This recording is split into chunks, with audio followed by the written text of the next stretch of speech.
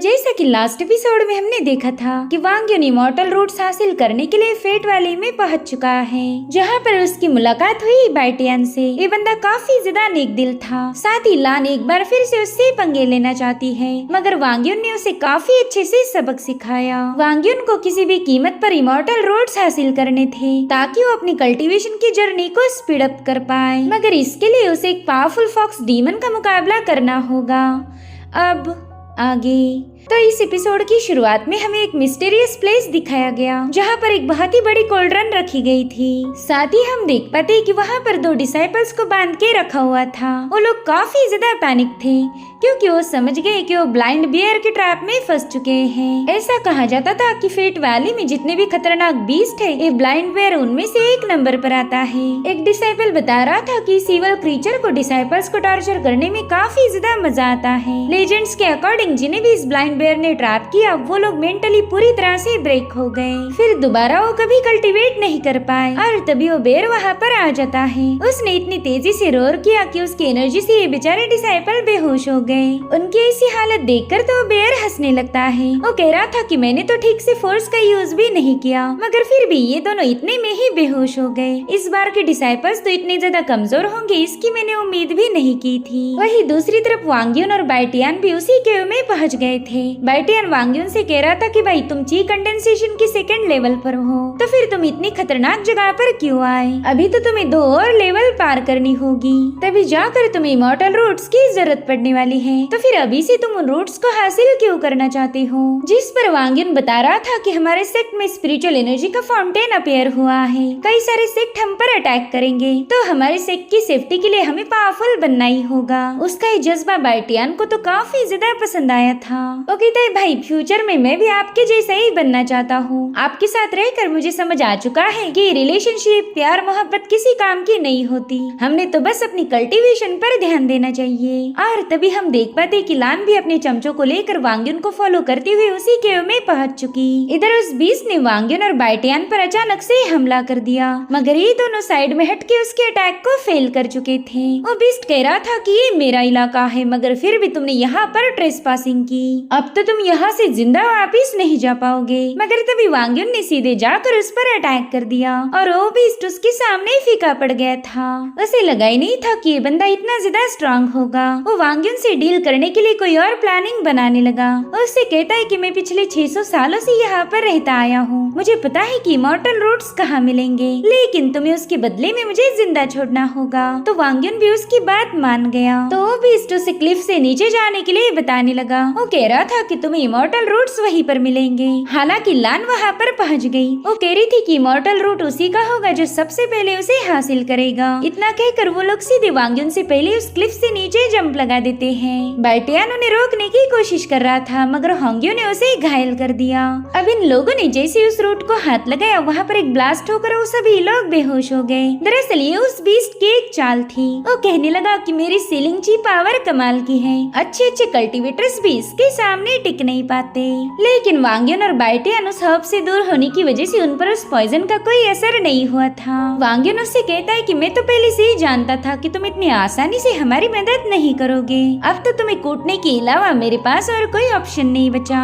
जिस पर वो बीस्ट कह रहा था कि अगर मुझ पर ये डीमन सप्रेसिंग सील ना होता तो मैं कब का तुम दोनों को खत्म कर देता। साथ ही साथ वो बाइटियन को अपनी रेड पिल शो करता है। वो कह रहा था कि इस पिल की मदद से मैं आसानी से तुम्हें निपट सकता हूँ। जो सुनते ही बाइटियन उसे वो पिल छीनने की कोशिश करने लगा, मगर उन दोनों के चक्रों में वो पिल वांग यून के हाथ लग गई। वहीं पर मिंगलोंग उसे बता रही थी कि ये तो एक मैरो क्लिंजिंग रेड पिल है, इसे तुम एक एंशिएंट आर्टिफैक्ट भी समझ सकते हो। अगर तुमने इसे कंज्यूम किया तो तुम्हारी कल्टीवेशन काफी तेजी से स्पीड अप होगी। जो सुनते ही वांग यून उसे कंज्यूम कर लेता है, मगर इस पिल को रिफाइन करने में थोड़ा सा वक्त लगेगा। हालांकि मिंगलोंग की हेल्प के साथ वांग यून ने उसे बड़ी आसानी से रिफाइन कर लिया। इधर वो बीस्ट वांग यून पर अटैक करने के लिए कूद चुका था, मगर तभी वांग यून तीसरी लेवल पर ब्रेक थ्रू करते हुए उसे काफी पीछे पुश कर देता है। तो अब उस बीस्ट ने भी हेवनली पोल सोल डिवावरिंग टेक्निक को एक्टिवेट करते हुए वांग यून पर काउंटर अटैक कर दिया।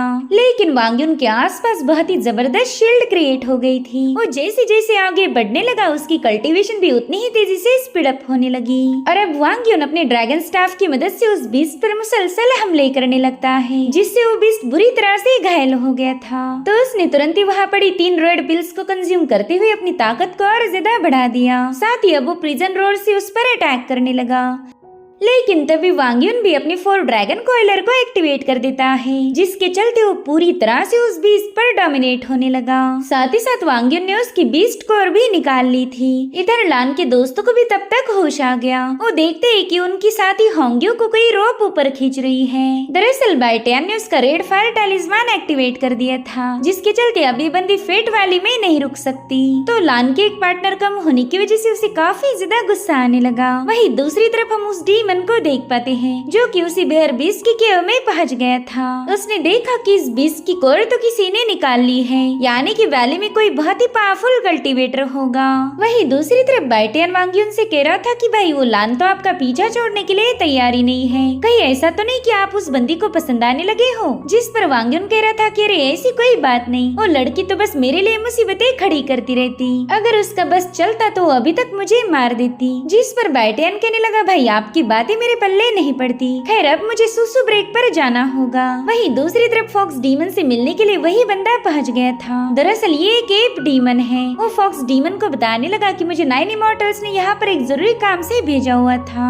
दरअसल वो चाहते कि मैं तुम्हें आजाद करके अपने साथ ले जाऊँ। 9 इमॉर्टल्स को तुम्हारी काफी ज्यादा फिक्र हो रही, मगर उस फॉक्स डीमन को उसकी बातों पर यकीन नहीं हो रहा था। वो कहने लगी कि 9 इमॉर्टल्स खुद के अलावा और कभी किसी की फिक्र नहीं करती। और उतने में उसकी नजर पड़ी बाइटियन पर, जो कि वहाँ पर सुसु कर रहा था। तो फॉक्स डीमन ने तुरंत ही उसे अपने जाल में फंसा लिया। हालांकि समय रहते वांग युन वहाँ आकर अपने दोस्त को आजाद कर चुका था। बाइटियन तो उसे देखकर ही काफी ज्यादा खुश हो गया। वो कहने लगा भाई अच्छा हुआ आप सही वक्त पर यहाँ आ गए, वरना ये बंदी तो मुझे खत्म ही कर देती।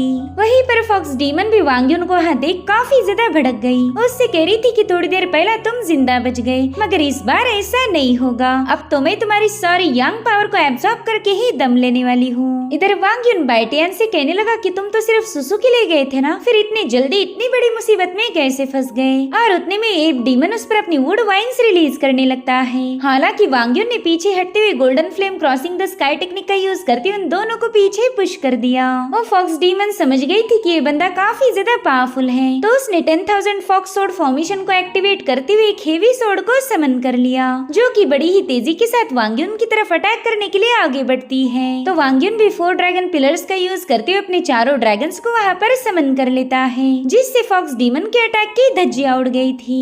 लेकिन एप डीमन के सामने वो थोड़ा सा फीका पड़ जाता है। साथ ही वांग युन को समझ आ गया था कि ये डीमन फेट वैली से बिलोंग नहीं करता, बल्कि ये कोई आउटसाइडर है। साथ ही इस पर डीमन सप्रेसिंग सील लगाया नहीं गया था, यानी कि ये बंदा किसी को भी मार सकता है। और अब उस डीमन ने वांग के साथ मुकाबला करना शुरू किया। वांग युन उसके सामने पूरी तरह से कमजोर पड़ गया था। साथ ही उसने किए हुए सारे अटैक्स को बंदा काफी आसानी के साथ डॉज कर रहा था। वहीं पर वांग युन देखता है कि फॉक्स डीमन उसके दोस्त बाइटियन की एनर्जी को एब्जॉर्ब कर रही है। तो वांग युन समझ गया कि सबसे पहले बाइटियन को बचाना जरूरी होगा। वहीं पर मिंगलोंग उसे बता रही थी कि ये डीमन पूरी तरह से तुम पर हावी हो गया, अगर मैं तुम्हारी जगह होती तो शायद ये मेरे एक ही अटैक में मारा जाता, मगर तुम मेरे जैसी पावरफुल बिल्कुल नहीं। जिस पर वांग कहने लगा देखो ये ताने मारने का वक्त बिल्कुल नहीं, अगर तुम कुछ अच्छा नहीं बोल सकती तो अपना मुंह बंद रखा करो। तो मिंगलोंग उससे कहती कि तुम्हारे पास ट्रांसफॉर्मेशन टेक्निक है, अगर तुम उसका यूज करो तो शायद इस बंदे को हरा पाओगे।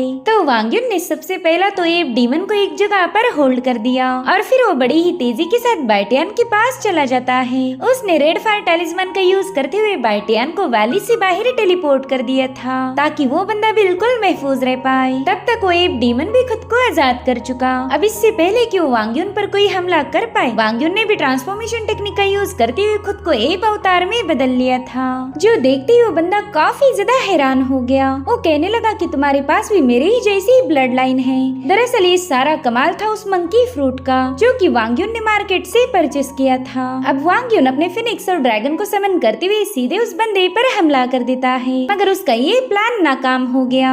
एप डीमन बड़ी ही आसानी से वांग युन के बीस्ट को खत्म करते हुए उसे अपने विंग्स में जकड़ चुका था। फॉक्स डीमन कहने लगी कि इस बार तो मैं इसे पूरी तरह से एब्जॉर्ब करने वाली हूँ। हालांकि एब डीमन कहने लगा कि मैं इस बंदे को अपने साथ ले जाना चाहता हूँ, इसके पास मेरे ही जैसी ब्लड लाइन है। मगर फॉक्स डीमन इस बात पर अग्री नहीं थी। वो कहती है कि ये बंदा डिमोनिक रेस से बिलोंग नहीं करता। और अब जैसे वो डीमन वांग युन की तरफ रवाना हुई, उसी वक्त वांग युन उन वाइन्स को खुद को आजाद करते हुए अपनी गोल्डन बुद्धा टेक्निक को एक्टिवेट कर देता है, जिसका यूज कर वो फॉक्स डीमन को घायल करके वहाँ से भाग निकला। एब डीमन भी काफी ज्यादा हैरान था कि इस बंदे ने गोल्डन बुद्धा को मास्टर किया है। वहीं दूसरी तरफ लान और उसके साथियों को बेयर बीस्ट ने बंदी बना के रखा था, तो वो लोग उनकी उस हालत के लिए एक दूसरे पर ही ब्लेम करने लगे। तब तक वो बीस्ट भी वहाँ पर आ जाता है। भले ही वांग युन ने उसकी कोर निकाल ली थी, मगर फिर एब डीमन ने इस बीस्ट की पावर को दोबारा से रिस्टोर किया था। अब वो अपनी 7 और डिसाइपल को घायल करके वहाँ पर लेके आ जाता है, जो देख लान उससे कहने लगी कि हमें अभी के अभी आजाद कर दो, वरना मास्टर शेन तुम्हें जिंदा नहीं छोड़ेंगे। जिस पर वो बीस्ट कह रहा था कि तुम मुझे उस बुढ़े की धमकी ना ही दो तो बेहतर होगा। आज वो शेनी क्या बल्कि तुम्हारा सेक्ट मास्टर भी यहाँ आ गया तो भी मैं उससे नहीं डरने वाला। जो सुनकर लान थोड़ी सी पैनिक हो गई। तब तक फॉक्स डीमन और एब डीमन भी वहाँ पर पहुँच जाते हैं। वो इन सभी लोगों को सैक्रिफाइस करने की फिराक में थे, मगर उतने में ही वांग युन के ड्रैगन स्टैफ ने उस पर हमला कर दिया। वो उस बीच से कह रहा था कि हम टोंगशान सोर्ड सेक्ट के डिसाइपल है, कोई मामूली ह्यूमंस नहीं जिसे तुम जब चाहे तब खत्म कर पाओ। जिस पर वो बीस्ट कह रहा था सॉरी मेरे यार, लेकिन तुम्हारे दोस्तों को तो मरना ही पड़ेगा। उनकी पावर्स का यूज करके ही तो हम इस डीमन सप्रेसिंग टावर की सील को ब्रेक कर सकते हैं। अब उसकी ये बात सुनकर वांग युन भी थोड़ा सा हैरान हो गया था। अगर डीमन सप्रेसिंग सील ब्रेक हो गया तो ये सारे बीस्ट फेट वैली से भाग जाएंगे, साथ ही ये फिर मॉर्टल्स पर भी हमले कर सकते थे। वहीं पर लान के दोस्त कहने लगे कि इस सील को मास्टर शेन और सेक्ट मास्टर ने सेटअप किया था, इसे इतनी आसानी से ब्रेक नहीं किया जा सकता। इसे ब्रेक करने की बस एक ही सीक्रेट मेथड है और शायद इसके बारे में डीमंस जानते होंगे। और उतने में वो एब डीमन 2 लोगों को बैरियर पर हिट करके खत्म कर चुका था। यहाँ पर वांग युन उन डिसाइपल्स को बचाने की कोशिश करता है, मगर उस एब डीमन ने उसे अपनी वाइन्स में जकड़ लिया था। हालांकि वांग ने तुरंत ही खुद को आजाद कर लिया। वहीं पर फॉक्स डीमन कहने लगी कि हमें कुछ और लोगों को सैक्रिफाइस करना पड़ेगा, तभी जाकर हम सभी डिमोनिक बीस्ट आजाद हो जाएंगे। बस एक बार मैं आजाद हो जाओ, फिर तो शेन को बिल्कुल भी जिंदा नहीं छोड़ूंगी। इधर वांग ने गुस्से में आकर अपना एक फॉर्मेशन सेटअप करते हुए एब डीमन पर 4 ड्रैगन से हमला कर दिया। हालांकि वो बंदा उसे तुरंत ही डिस्ट्रॉय कर देता है। साथ ही साथ वो वांग युन से कह रहा था कि तुम्हारे पास भी मेरे जैसी ही ब्लड लाइन है, इसलिए मैंने अभी तक तुम्हें खत्म नहीं किया, लेकिन अब तुम मेरे सब्र का इम्तिहान मत लो। साथ ही उसने बेयर और फॉक्स डीमन को लान और उसके साथियों को खत्म करने का हुक्म दिया था।